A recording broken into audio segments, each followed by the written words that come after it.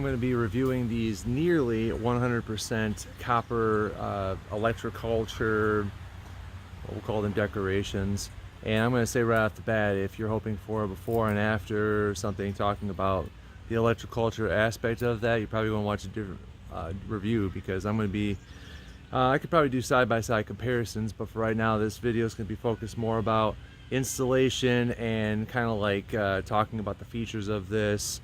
I'm going to show you where I'm going to put these in and where I have one already.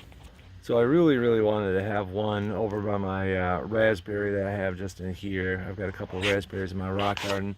You can see that coils, it's hanging out a little bit, but you know, if you look at the coils on these, they're actually pretty long, so there's a decent amount in there, and you can see how far down that goes. Now the only reason I had a hard time putting it down in there is because all the rocks, I had to, you know, that's why it looks like it's all on earth, because I had to really dig out an area and put that there. But you know, aesthetically I don't think it's looking crazy just because it has that. Plus, you know, once again, not a Electroculture video, but you know, the coil for that is supposed to be directing the energy, and you know, that contact point goes deep into the earth still, so that's actually pretty deep in there still. I'm going to show you in a potted plant what maybe, I'm assuming the manufacturer is more assuming how it looks. So I'm going to sneak it in this one. We've had, I forget what the heck plant this was, we got it recently. I'm going to sneak this into my wife's plants. She loves plants. She's got a whole bunch, as you're about to see, but you can see that when the coil is in there, you can kind of start screwing it down, and I believe this is how most people would have it demonstrated, where you have this just little butterfly coming out.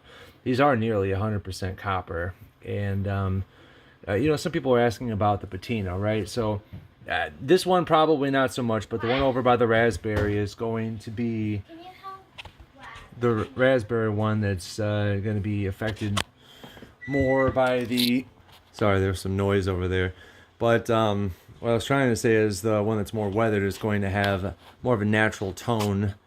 This is going to kind of turn more greenish brown, but it's going to be, you know, more earthy tone, so it's not going to be a big deal. We put in that one. I think that this is, a lot of her pots are kind of shallow, but I could fit it in this one no problem. So like I said, I could do follow-up videos and see, you know, comparisons between the two. I know there's a lot of mixed results when it comes to the actual Electroculture community, or horticulture, or I think I'm messing up the word now. But you know, I'm always all about trying anything that's going to give a benefit. I mean, we really love our plants in this place, and I have so many fruit trees outside, and if I see that something's going to work, then I'm going to put it everywhere. But you know, I think my biggest focus for this video is, you know, side-by-side comparison or not, when you have these inside of your plants, you just got to ask yourself, if it did absolutely nothing, am I happy with the way it looks?